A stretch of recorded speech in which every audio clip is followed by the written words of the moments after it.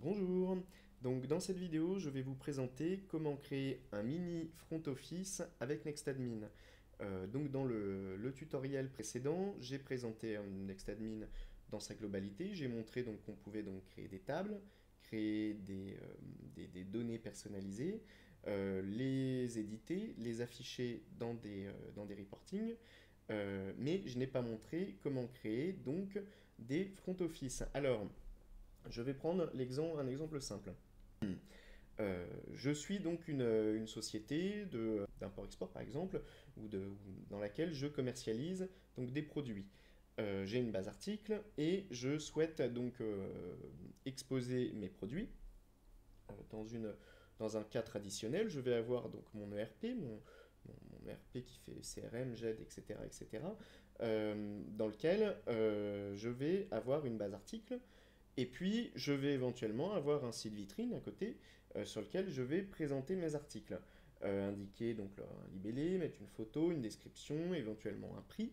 Donc ma problématique, c'est comment je fais pour synchroniser ces bases de données. Parce que un site vitrine, bon bah, soit je fais appel à un développeur pour me développer ce site vitrine, soit j'utilise un CMS tout fait, type WordPress, Joomla, ou PrestaShop, là encore il y en a pas mal. Et comment est-ce que je fais pour synchroniser mes bases de données? Et c'est justement le, ce que vise à être NextAdmin. NextAdmin, c'est une plateforme qui permet de faire tout ce que l'on veut. C'est une plateforme de back-office et donc elle permet donc de créer aussi des front office, donc des espaces de publication de données pour des clients. Eh bien, en fait, NextAdmin va permettre de créer des pages qui vont être publiques, des pages en code, en HTML et en JavaScript. Elle va permettre de les créer dans NextAdmin, elle va les héberger, et ensuite on va obtenir donc un lien unique d'accès qu'on pourra partager pour afficher les données voulues. Donc je présenterai ça au cours du tutoriel. Il y a évidemment des systèmes de tokens avec une notion de droit d'accès pour dire bon bah j'accepte d'exposer une partie de ma base de données, ma base article par exemple, et puis éventuellement même seule une certaine partie de ma base article. Et donc l'avantage derrière tout ça, c'est qu'il n'y a pas de problème de synchronisation de plusieurs applications. Il n'y a même pas de problématique d'hébergement. On n'a même pas à se dire bon bah comment je fais pour héberger mon front office. Est-ce qu'il faut que je loue un hébergement quelque part? Comment je fais ma synchronisation? Non, toutes ces problématiques-là sont gérées par NextAdmin, puisque NextAdmin permet d'héberger et de diffuser du contenu. Donc je commence par créer donc un nouveau dossier sur la GED. Je vais le nommer Front Office. Front Office, voilà. Et dans ce dossier, je vais commencer à créer donc du code. Donc pour commencer, je vais créer donc un nouveau document, un fichier HTML, une page que je pourrais nommer par exemple index.html. Voilà. Je vais prendre un bout de code, donc un Bootstrap 3, voilà, pour avoir un code de base. Donc je vais l'enregistrer. Je vais aussi créer donc un fichier JavaScript pour pouvoir mettre du script. Donc on va l'appeler script. Voilà. Voilà. Je vais également le laisser vide pour le moment. Je vais retourner donc sur réouvrir ma page index.html. Voilà. Je vais tout d'abord obtenir un lien de partage sur mon fichier de script. Donc pour cela, je l'ouvre et je vais faire partager le fichier. Là, j'obtiens donc un lien de partage. Je copie-colle ce lien. Je reprends ma page index et je load ce script. Hop. Donc vous pouvez voir que donc voilà, NextAdmin intègre vraiment un éditeur de code avec une autocomplétion qui accompagne le développeur comme s'il était donc dans un éditeur de code classique type Visual Studio. Donc je colle le chargement de mon script. Et donc là, en fait, j'ai comment? J'ai un code minimal pour afficher donc une petite page avec un template Bootstrap chargé du script. Et donc là, je peux d'ores et déjà commencer à faire un petit peu de code. Donc par exemple, j'ai un panel ici. On va retirer ça. On va faire ID. Et on va faire container. Container. Voilà. On va enregistrer. C'est juste pour présenter rapidement. Donc dans cette page de script, je peux faire un let container égale document get element by id. On récupère le container et puis on peut faire container.innerhtml égale nextadmin. C'est surpuissant.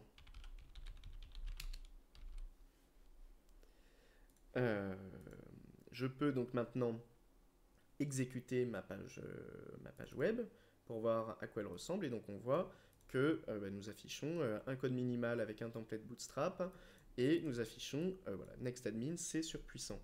Cette page web que j'ai créée en 2 minutes avec nextadmin, je peux la partager. J'obtiens donc également un lien de partage ici. Voilà. Et donc cette page, je peux la donner, l'afficher soit sur mon site que je possède déjà, soit la partager sur Facebook, l'envoyer par email. Et donc voilà, je viens déjà en quelques secondes de créer donc un site, un front office qui est capable donc alors pour le moment on n'affiche aucune donnée de la base de données, je vais y venir, et donc qui est capable voilà, de charger un bout de code. Donc je vais reprendre mon script et puis donc cette fois je vais aller donc remplacer le code qu'on avait fait il y a 2 minutes pour mettre un code pour accéder donc à la base de données.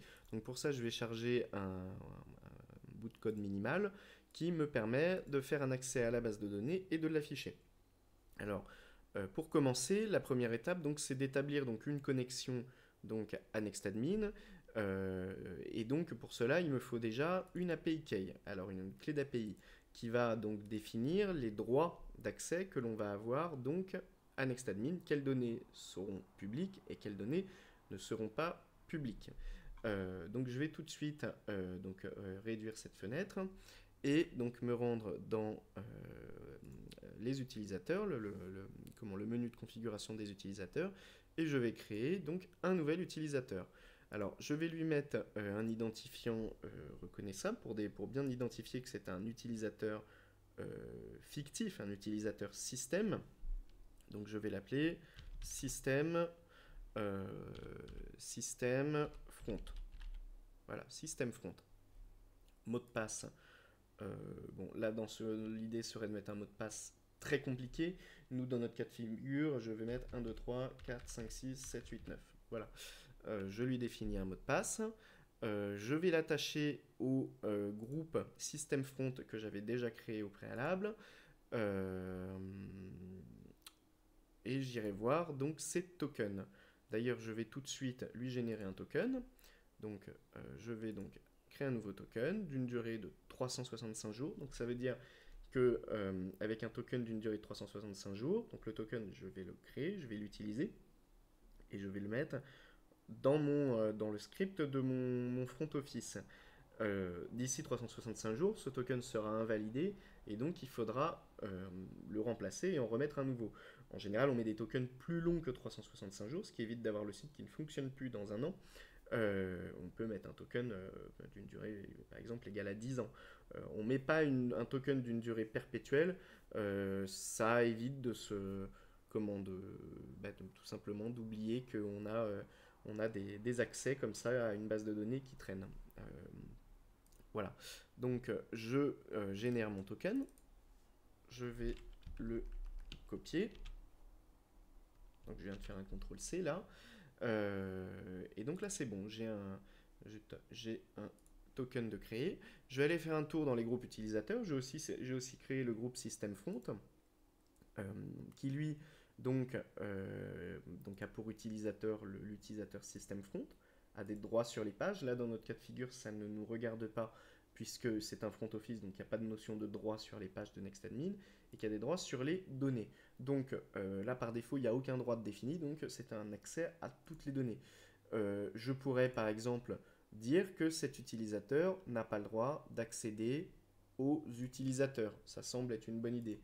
On ne veut pas permettre au premier venu qui irait copier notre token d'aller accéder aux utilisateurs de NextAdmin. Donc on refuserait le droit d'accès aux utilisateurs.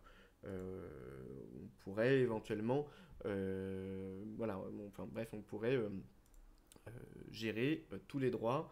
Donc comment refuser intégralement l'accès à la donnée, donner un droit de consultation, donc de lecture uniquement, et donner un droit total, donc de lecture et d'écriture à la donnée. Donc, bon, nous, dans notre cas de figure pour les utilisateurs, on peut refuser cet accès à la donnée. Donc voilà, donc là j'ai mon token, donc je vais retourner éditer éditer mon fichier de script, et je vais donc remplacer l'API key ici par mon token. Voilà. Donc là, j'ai établi donc une connexion à la base de données. Ensuite, j'ai un système qui me permet donc d'accéder donc à différents sets, à différentes tables de la base de données. Alors là, dans l'exemple de base, c'est la table user à laquelle on a accès. Donc alors là, techniquement, ça ne va pas fonctionner puisque nous avons interdit l'accès justement à cette table à l'instant. Donc je vais plutôt prendre un accès à une autre base de données pour avoir le nom de mes données. Donc là, je vais juste enregistrer et je vais aller donc dans la gestion donc des données de NextAdmin. Et donc là, en fait, j'ai accès à mes différentes tables.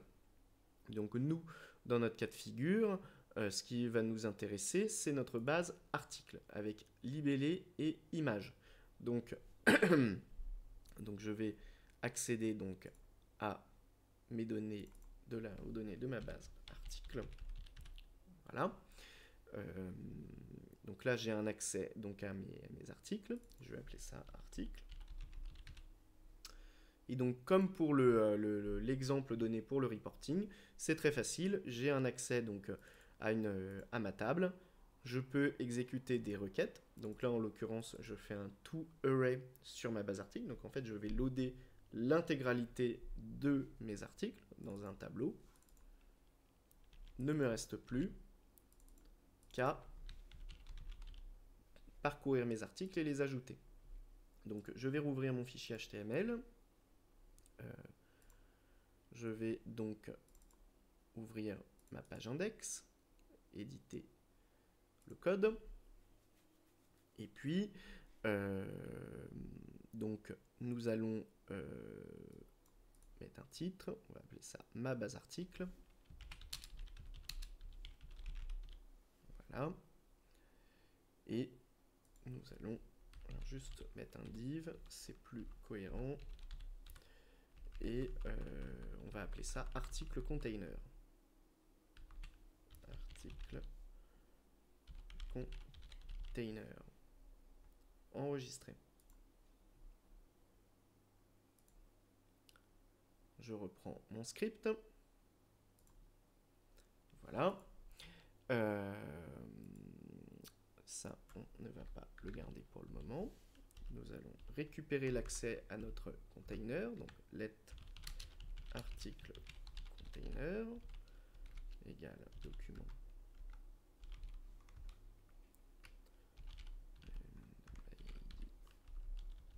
article container.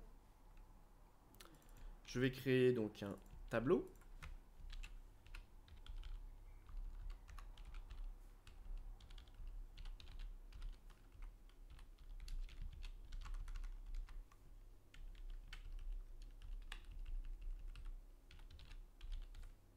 Tableau auquel je vais ajouter des lignes.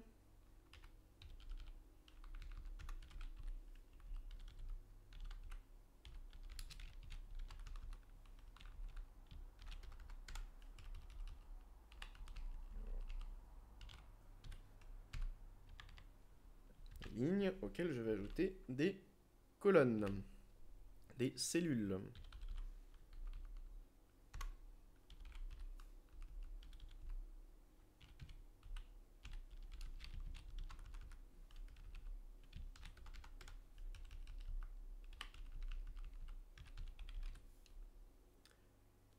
Je vais parcourir donc mes articles comme cela.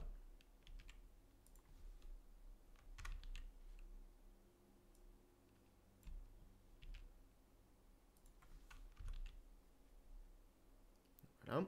Donc, je crée mon tableau. Pour chacun de mes articles, j'ajoute une ligne. Et pour chaque ligne, je vais afficher donc 2 champs au minimum de mes articles. Donc, je vais retourner voir les différents champs de ma base article. Toc, configuration, données, article. Donc, j'ai un champ libellé, un champ image.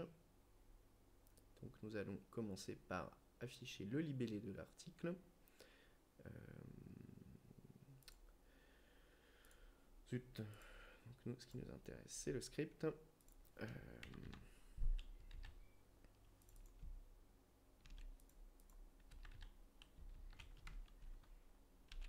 cell.innerHTML égale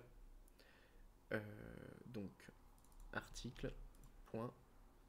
Alors, j'aurais dû appeler ça label si j'avais voulu le faire en anglais. Nous avons dit que ça s'appelait donc libellé.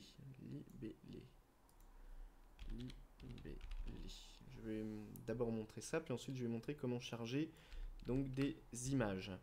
On va juste centrer le tableau, enfin le centrer, le faire prendre toute la largeur de notre document. Style width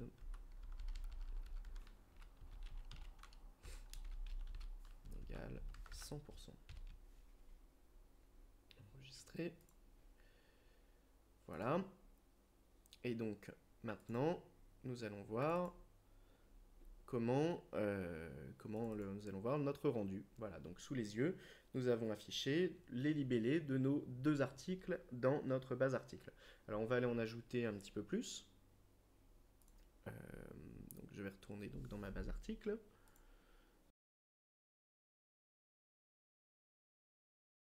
Voilà.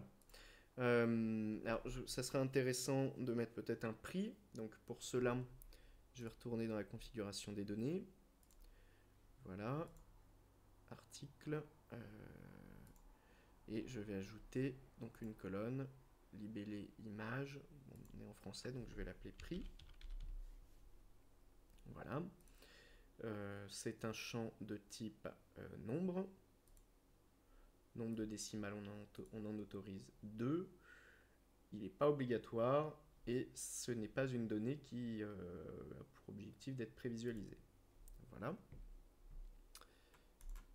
Je vais retourner donc dans mes articles. Je vais aussi d'abord éditer ma page article pour pouvoir éditer le prix. Donc, je prends ma page des articles et je vais ajouter une colonne. Et ça, on va mettre notre colonne de prix. On va la monter, on va la mettre à côté du libellé et on va la rendre éditable. Voilà. Je retourne donc sur la page de mes articles et maintenant je peux éditer le prix. Donc je vais faire un clavier à 19,99 €, une souris à 15 €, un écran à 150 €, un processeur à 100 €, une carte graphique à 100 € et de la RAM à 20 €. Voilà. Donc j'ai une base article avec donc un libellé, une image et un prix. Et donc on va aller afficher ça dans notre front office, puisque notre objectif c'est de faire donc une mini page où on souhaite exposer nos articles.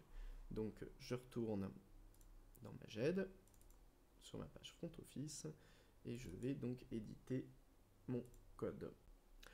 Voilà, donc sur ma première cellule, j'ai indiqué le libellé. On va aller ajouter donc le prix tout justement créé. Et puis, on va afficher l'image de notre article. Alors pour obtenir l'image, donc actuellement nous avons donc un entity client ici qui nous permet de communiquer avec NextAdmin et d'obtenir donc nos données, en l'occurrence nos articles. Pour obtenir donc l'accès aux documents, c'est un autre client, cela va donc être notre document client égale new admin document client et qui va prendre le même token que notre token d'entity client. Donc je vais créer une variable token égale notre token préalablement créé de notre user front office. Voilà. Donc cette fois j'ai un client pour les documents et donc je vais lui demander l'URL get document data, éventuellement data, preview data URL. Voilà, puisque nous n'avons pas besoin d'avoir les images en pleine qualité, c'est une petite base article, c'est donc la miniature de l'image qui nous intéresse. Et donc pour cela, il va lui falloir donc l'ID de notre image, et celle-ci, nous l'avons sur notre article. C'est document. Voilà. Donc là, j'ai l'URL image URL de notre image. Je vais créer un lien, une image plutôt.